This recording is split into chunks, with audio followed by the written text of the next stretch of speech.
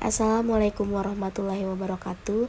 Nama saya Nilam Nuriski, NIM J1B0190072. Jadi di sini saya akan memenuhi tugas analisis sistem dan desain. Contoh penerapan sistem dalam bidang teknik pertanian. Oke, petani tidak lagi harus menggunakan air, pupuk, dan pestisida secara seragam di seluruh bidang. Sebaliknya, mereka dapat menggunakan jumlah minimum yang diperlukan dan menargetkan area yang sangat spesifik, atau bahkan memperlakukan tanaman secara berbeda. Berikut ini beberapa contoh teknologi pertanian dalam berbagai bidang yang sangat mudah ditemukan dalam kehidupan, antara lain. Jadi, saya memilih dua teknologi, yaitu traktor dan transplanter. Traktor sebagai kendaraan yang didesain secara spesifik untuk keperluan traksi tinggi pada kecepatan rendah, untuk menarik trailer atau implement yang digunakan dalam bidang pertanian atau konstruksi, menggantikan fungsi tenaga hewan seperti sapi dan kerbau dalam pengelolaan tanah. Keunggulan dalam menggunakan teknologi pertanian yang satu ini yaitu lebih selesai pekerjaan, mudah digunakan dan praktis, hasil tanah lebih baik, mengurangi biaya produksi, menghasilkan panen bermutu tinggi. Yang kedua, transplanter, alat penanam bibit dengan jumlah, kedalaman, jarak, dan kondisi penanaman yang seragam. Dapat dipergunakan tanpa harus mengubah cara persemaian bibit yang biasa dilakukan secara tradisional sebelumnya. Mesin tanam yang memakai bibit yang secara khusus disemai pada kotak khusus. Mesin jenis ini mensyaratkan perubahan total dalam pembuatan bibit. Jadi selanjutnya saya akan menjelaskan lebih detail lagi subsistem dari traktor, yaitu ada pengunci, diferensial mengatur agar putaran roda kanan kiri selalu sama, digunakan pada saat traktor mengalami slip. Yang kedua, final drive, terletak setelah gigi-gigi diferensial. Ada tempat pengambilan daya, power take off atau PTO. Dari bagian PTO ini daya traktor dapat diambil untuk menggerakkan peralatan lain. Yang keempat, ada sistem pengangkatan hidrolis, dipergunakan untuk menaikkan dan menurunkan alat atau mesin. Selanjutnya, batang penarik atau drawbar diletakkan pada bagian terendah dari badan traktor bagian belakang. Ada double gas atau throttle, gas tangan dan pedal gas.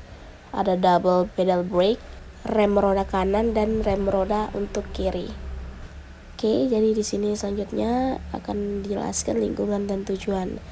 Lingkungan pada traktor pada bola bolak-balik rapat untuk kecepatan traktor 0,83 meter per second diperoleh rata-rata konsumsi bahan bakar sebesar 1,612 liter per jam.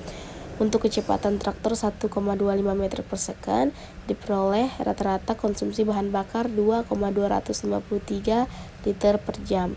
Dan untuk kecepatan traktor 1,67 meter per second diperoleh rata-rata konsumsi bahan bakar 2,331 liter per jam. Tujuan traktor sendiri dapat didefinisikan sebagai kendaraan yang didesain secara spesifik untuk keperluan traksi tinggi pada kecepatan rendah, atau untuk menarik trailer atau implement yang digunakan dalam bidang pertanian atau konstruksi. Fungsi traktor telah menggantikan fungsi tenaga hewan seperti sapi dan kerbau. Selanjutnya ada transplanter atau disebut juga dengan rice transplanter.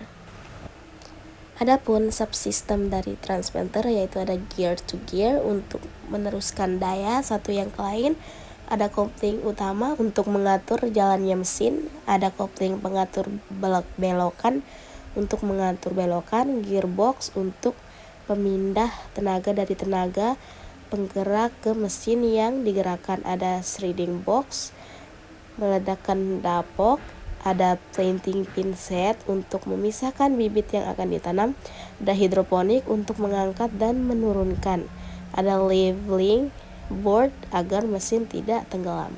Selanjutnya ada lingkungan dan tujuan dari transplanter. Lingkungan, tipe rice transplanter, walking type model, Legowo 2:1, 24 dan 40 cm, dimensi mesin panjang. 480 mm, dimensi mesin lebar. 1700 mm, dimensi mesin tinggi. 860 mm total berat.